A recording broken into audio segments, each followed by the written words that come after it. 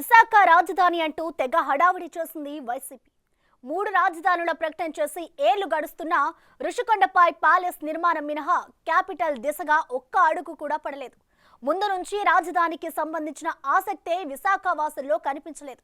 ఈ ఎన్నికల్లో కూడా దాని ఇంపాక్ట్ ఏమీ పనిచేయలేదన్న అభిప్రాయం వ్యక్తమవుతోంది. గత ఎన్నికల్లో రాష్ట్ర వ్యాప్తంగా ప్రతికూల పవనాలు వీచిన విశాఖ నగరంలోని 4 అసెంబ్లీ స్థానాలను టీడీపీనే గెలుచుకుంది. ఆ క్రమంలో ఈసారి ఉక్కు నగరం ఓటర్ల తీర్పు ఎలా ఉంటుంది అనేది ఆసక్తికరంగా మారింది. వైసీపీకి క్యాపిటల్ సెంటిమెంట్ వర్కౌట్ అయిందా?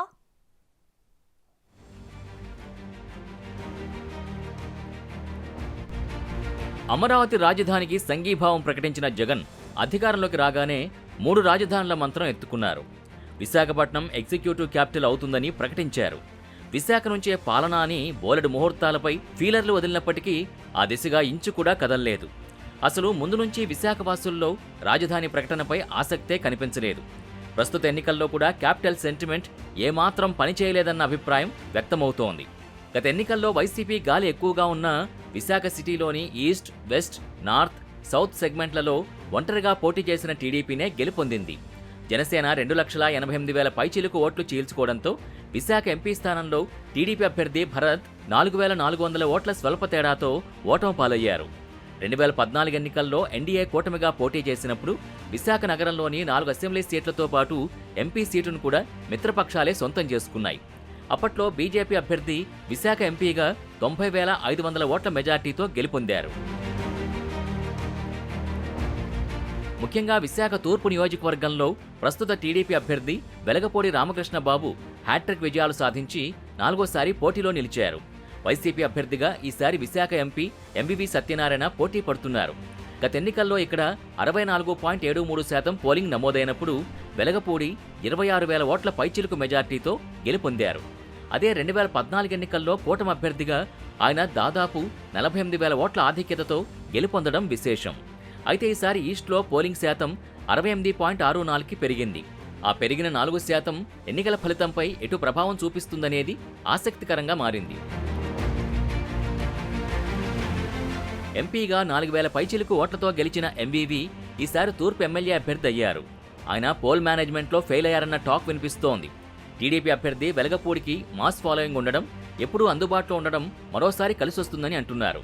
ఎలాంటి సమస్య ఉన్నా నేరుగా వెలగపూడికి చెప్పుకునే అవకాశం ఉంటుందన్న భావన ఓటర్స్లో ఉండడం, ముఖ్యంగా ఆరిలోవ, జాలరీపేటల్లో వెలగపూడికున్న పట్టు వైసీపీకి ఇబ్బందికర వాతావరణం క్రియేట్ చేసిందని అంటున్నారు.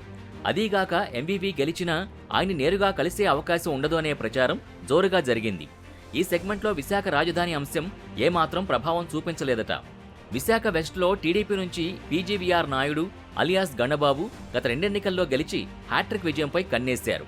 2014 ఎన్నికల్లో కూటమి అభ్యర్థిగా దాదాపు 31,000 మెజార్టీ సాధించిన ఆయన గత ఎన్నికల్లో 19,000 ఓట్ల ఆధిక్యంతో గెలుపొందారు. ఈసారి ఆయనపై వైసీపీ నుంచి ఆడారి ఆనంద్ పోటీ చేశారు. గత 3 సార్లుగా వైసీపీ అభ్యర్థిని మారుస్తుండడం ఆ పార్టీకి ప్రతిబంధంగా మారే అవకాశం ఉందంటున్నారు.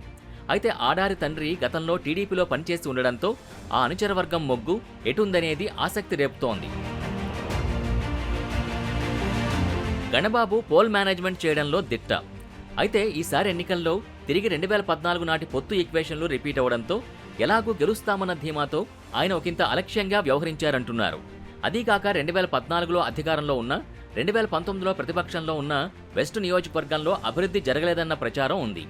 వైసీపీ నుంచి బరిలో ఉన్న ఆడారి ఆనంద్ గత 2 సంవత్సరాల నుంచి ప్రజల్లోనే తిరుగుతూ వచ్చారు. అధికారంలో లేకపోయినా ప్రభుత్వ పథకాల్ని అందరికీ అందేలా చూశారన్న టాక్ ఉంది. అదీగాక ఆయన తండ్రి టీడీపీ నాయకుడు కావడంతో క్రాస్ ఓటింగ్పై ఆశలు పెట్టుకుంది వైసీపీ. ఫలితం ఎలా ఉన్నా అసలు రాజధాని ఊసు లేకుండానే వెస్టులో ఎన్నికల తతంగం ముగియడం విశేషం. Visakha north segment. ఇక్కడ టీడీపీ నుంచి గెలిచిన మాజీ మంత్రి గంటా శ్రీనివాసరావు ఈసారి భీముల నుంచి పోటీ చేశారు. ప్రస్తుతం వెస్ట్ అభ్యర్థిగా ఎన్డీఏ కూటమి తరపున బీజేపీ నుంచి పెన్మత్స విష్ణుకుమార్ రాజు పోటీ చేశారు. 2014 ఎన్నికల్లో ఇదే కూటమి నుంచి పోటీ చేసిన విష్ణురాజు 18,240 ఓట్ల మెజార్టీతో గెలుపొందారు. గత ఎన్నికల్లో జనసేన, బీజేపీల ఓట్ల చీలికతో గంటా 1,400 ఓట్ల స్వల్ప మెజార్టీతో గట్టెక్కారు. స్థానికంగా పలుకుబడి ఉన్న విష్ణుకుమార్ ఈసారి గత ఎన్నికల్లో ఓటమి పాలైన వైసీపీ అభ్యర్థి కమ్ముల కన్నపరాజుతోనే తలపడ్డారు. గంటా గెలిచినా 5 ఏళ్లు ప్రతిపక్షంలో ఉండడంతో ప్రజలకు ఎలాంటి పనులు చేయలేదన్న నెగిటివ్ ఉంది.